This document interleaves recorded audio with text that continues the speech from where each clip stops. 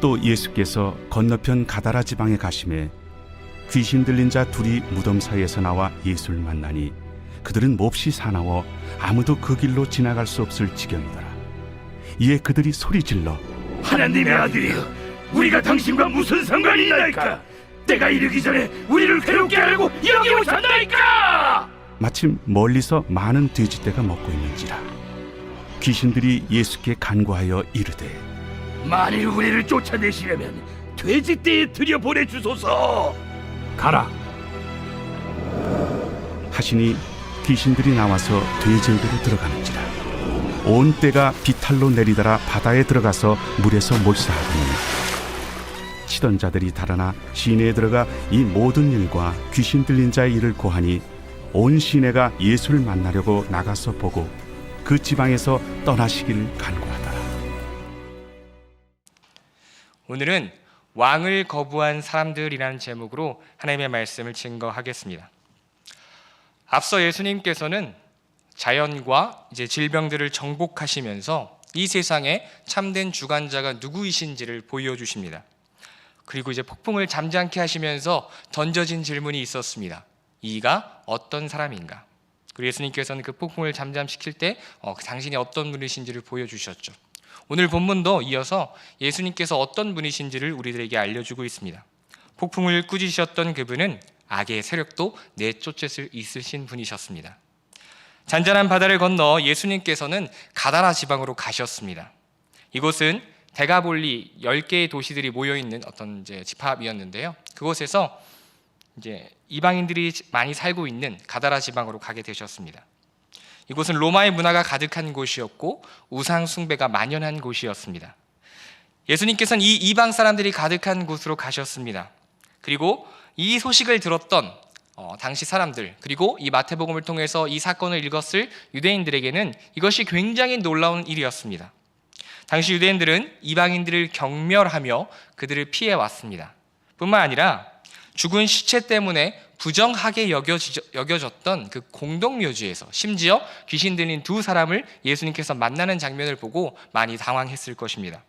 그리고 이 귀신 들린 자들은 심지어 굉장히 사납고 위험한 자들이었습니다. 제자들도 굉장히 고민됐을 것 같습니다. 왜 예수님께서는 이곳에 오셨을까? 예수님께서는 무엇을 보여주고자 제자들을 데리고 이곳에 오셨을까? 묻게 됐을 것입니다.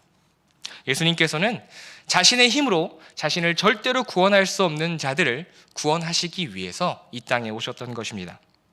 마태는 예수님의 사역과 발자취를 통해서 하나님 나라를 보여주고 있습니다. 이제 오직 예수 그리스도를 통해서만 들어갈 수 있는 그 나라의 입장이 오늘 이곳에, 이 가다라 지방에 허락되었던 것이죠. 예수님은 먼저 귀신 들린 자들을 만나십니다. 근데 이어 재밌는 장면이 펼쳐지죠. 예수님을 따르면서도 예수님께서 어떤 분이신지 알지 못했던 제자와 무리들, 그들과 반대로 이 귀신 들린 자들은 바로 예수님의 정체에 대해서 이야기합니다. 29절인데요. 이에 그들이 소리질러 이르되 하나님의 아들이여, 우리가 당신과 무슨 상관이 있나이까? 때가 이르기 전에 우리를 괴롭게 하려고 여기 오셨나이까? 하더니, 물론 여러분들, 이들이 하나님의 아들이라고 외친 것은 그것을 누군가에게 알려주기 위한 것은 아니었습니다. 이들이 예수님을 하나님의 아들이라 부른 것은 예수님의 사역을 축소시키기 위한 악의가 담겨진 모습입니다. 무슨 말이냐면, 예수님께서 광야에서 시험당했던 사실을 여러분들 기억하실 것입니다. 사탄은 예수님을 하나님의 아들이라고 얘기하면서 그분의 그 특권을 이용하도록 유혹합니다. 물론 예수님께서 그 시험을 잘 이기셨죠. 마찬가지입니다. 이들 역시 예수님께서 하나님의 아들, 특별한 당신께서 왜 이런 하찮은 일에 우리와 연관되려 하시느냐, 우리의 일을 굳이 왜 막으려 하시느냐라는 어떤 그런 의미로 예수님께 도전하고 있는 것이죠. 물론 그러면서도 이들은 예수님께서 영적인 존재들에 대한 주권을 가지고 계시다라는 것을 잘 알고 있었습니다. 뿐만 아니라 그들 역시 이제 심판당하게 될 것이다, 마지막 때가 있다는 것 역시 그들은 잘 알고 있었죠. 그래서 이제 귀신들은 자신들이 처하게 될 상을 잘 알고 있었기에 예수님께 간구합니다. 멀리서 먹고 있는 저 돼지떼에 자신들이 들어갈 수 있도록 허락해달라라고 예수님께 요청하죠. 그리고 예수님께서는 그것을 허락하십니다. 그런데 어떻게 되었을까요? 32절을 보게 되면 이렇게 기록되어져 있습니다. 그들에게 가라 하시니 귀신들이 나와서 돼지에게로 들어가는지라. 온 떼가 비탈로 내리다라 바다에 들어가서 물에서 몰사하거늘. 여러분들, 돼지들은 계단이랑 내리막길을 내려가지 않는다라고 합니다. 물론 그 길이 익숙하지 않아서 두려워서 그럴 수도 있지만 이제 그렇게 내려갈 때 이 장기가 좀 많이 압박을 받나 봐요. 그래서 그렇게 내리막길이나 계단을 내려가지 않는다고 합니다. 이건 소도 마찬가지라고 하던데요. 그들은 본능적으로 그렇게 내려가는 자들이 아닙니다. 그런데 귀신들 때문에 그들은 내리막길을 달려 물에 빠져 죽게 됩니다. 귀신 들린 자들의 고통받는 모습과 이 돼지떼의 몰살의 모습은 사탄이 어떠한 실체를 가지고 있는지, 그들이 바라는 것이 무엇인지를 또한 우리에게 보여주죠. 그들은 상처 입히고 괴롭히며 상하게 하는 존재들입니다. 이 귀신들로 인해서 많은 돼지들이 죽게 되죠. 이제 마가복음을 보게 되면 2,000마리 정도 된다라고 표현하고 있는데, 이제 이 돼지들을 치던 자들은 마을로 돌아가서 이 사건에 대해서 이야기합니다. 그들의 이야기를 들은 마을 사람들은 예수님께로 나아옵니다. 과연 그들은 어떻게 반응할까요? 이스라엘에서 지금 가장 유명한, 가는 곳마다 들썩이게 하는 이 유명한 선생님을 본 것을 기뻐했을까요? 그들의 이웃을 치료해 주신 것에 대해서 환영하며 좋아할까요? 또 다른 누군가를 도와주시기를 부탁했을까요? 그렇지 않다는 것을 우리는 잘 알고 있습니다. 그들은 예수님이 그곳에서 떠나가시기를 요청합니다. 예수님의 초자연적인 능력과 하나님의 아들이라는 호칭이 그들을 두렵게 했습니다. 이게 무슨 말이냐면, 당시 이 돼지들은 우상숭배의 제물이었습니다. 이 데가볼이라는 지역이 우상숭배에 만연했다라고 말씀을 드렸죠. 그 신전에서 소비되는 이 제물들을 상납하는 그런 것들을 갖다 주는 게 이 지역의 역할이었던 것 같습니다. 그리고 그 신전에서는 우상숭배뿐만 아니라 황제숭배가 주를 이루고 있었죠. 결국 이 사건은 영적인 전쟁이었습니다. 우상들과 더 나아가서 그들이 섬기고 있었던 로마의 황제, 신의 아들, 신이다 말하는 그와의 대결을 이 사건은 보여주고 있었던 것입니다.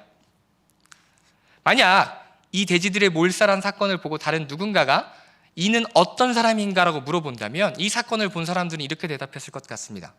저는 하나님의 아들이요 우상들보다, 황제보다 더 큰 이시다라고 대답했을 것 같습니다. 자, 그런 상황 가운데 그들은 이 현상을 두려워합니다. 예수님께서 일으키는 이 현상을 두려워하면서 또한 그들이 겪은 이 경제적 손실을 걱정합니다. 그리고 이 예수님께서 이곳에 더 있으면 이런 사건이 또 일어날까 봐 그들은 예수님께서 이곳을 떠나기를 부탁하게 되는 것입니다. 그들은 자신을 찾아온 진정한 왕을 만나기보다는 그들이 잃어버릴, 또 그들이 손해보는 그 사건을 주목하면서 예수님을 떠나보내려 하는 거죠. 그들은 예수님이 자신들의 삶을 자신들이 누리고 있는 것을 변화시키는 것을 원하지 않았습니다. 그들은 두려움과 손해로 마음이 어두워져서 왜 유대인인 예수님께서 이방인들이 가득한 이곳, 유대인이 꺼려하는 이곳까지 찾아오셨는지, 그리고 왜 귀신 들린 자들을 만나 주셨는지를 주목하지 못했습니다. 그리고 자신들을 지금 어느 나라로 초청하고 있는지 그들은 알지 못했습니다. 그래서 그들은 진정한 왕을 거부했습니다. 여러분들, 문제는 눈앞에 있는 손해와 또 이익에 눈이 멀어서 예수님의 뜻을 거절하고 있는 이 모습이 낯설지가 않다라는 것입니다. 때때로 우리들의 모습이 이와 닮아 있는 것 같습니다. 빤히 보이는 손해와 불편함에 대한 두려움이 예수님을 따라 걷는 우리의 걸음을 붙잡고는 있지 않습니까? 여러분, 만약 예수님께서 너희가 성경 몇 독을 하면 내가 집을 사주겠다라고 한다면 여러분들, 우리가 성경을 읽는 태도가 어떠할까요? 만약 너희가 이 땅에서 하는 그 선행을 내가 이 땅에서 제대로 값을 쳐주겠다라고 예수님께서 말씀하신다면 과연 우리의 선행은 어떤 모습일까요? 어디까지 우리가 할 수 있을까요? 우리의 관심이, 우리가 중요하게 생각하는 것이 무엇인지를 우리가 다시 한 번 더 생각해 봐야 할 순간인 것 같습니다.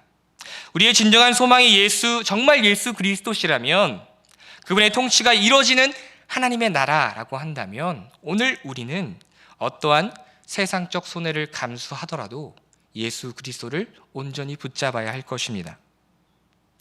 또한 오늘 우리의 시선이 삶 가운데 우리를 찾아와 주셔서 죄인을 구원하시고 귀신 들린 자, 병든 자, 약한 자를 고치시는 그 예수님의 시선을 담는다면 우린 또한 그 연약한 자들에게 그들의 필요를 채워줄 수 있도록 노력해야 할 것입니다. 예수님을 닮고자 한다면 결국 우리는 예수님의 마음이 있는 그곳에 서게 될 것입니다. 주 안에 사랑하는 성도 여러분, 오늘 하루 우리의 관심이 돼지가 아니라 이 세상적 관심과 이 세상적 이익과 이 세상이 말하는 존귀한 것들을 쫓는 자들이 아니라 예수님을 바라볼 수 있기를, 예수님만을 붙들 수 있기를 간절히 소망합니다. 오늘 우리의 시선이 가다라 지방을 찾아오셔서 그 영혼을 구원하시기 위해서, 그 약한 자를 지키시고 돌보시기 위해서 오셨던 그 예수님의 마음을 닮을 수 있기를, 그 시선을 쫓아갈 수 있기를 간절히 소망합니다. 그래서 계속해서 예수님께서 말씀하셨던, 지금 제자들을 통해서 보여주고 계신 하나님 나라의 백성으로서 또한 제자로서의 삶을 감당할 수 있기를 간절히 축복합니다. 오늘 이 돼지를 치던 자들은 마을 사람들에게 분명히 귀신 들린 자에 대해서 먼저 이야기합니다. 이 사건에 대해서 이야기하면서 귀신 들린 자에 대해서 이야기하죠. 간절히 소망합니다. 오늘 우리의 하루의 모습이 이 세상의 어떤 것이 아니라 하나님의 관심을 쫓아갈 수 있도록, 그래서 우리 주변에 있는 연약한 이들, 두려움 가운데 있는 이들, 예수님의 시선이, 예수님의 마음이 필요한 그들에게 그 예수님을 전달할 수 있는 저와 여러분이 되기를 간절히 축복합니다. 말씀을 생각하면서 다 함께 기도하겠습니다. 오늘 하루도 우리의 관심과 소망이 오직 주님께로 향하게 하시고 그리스도의 시선을 닮아 영혼을 향한 뜨거운 사랑과 헌신의 능력을 허락하여 주옵소서. 또한 이어지는 대신방과 주일학교 겨울 사역 가운데 함께하여 달라고 우리 주여 한번 부르시고 기도드리도록 하겠습니다. 주여.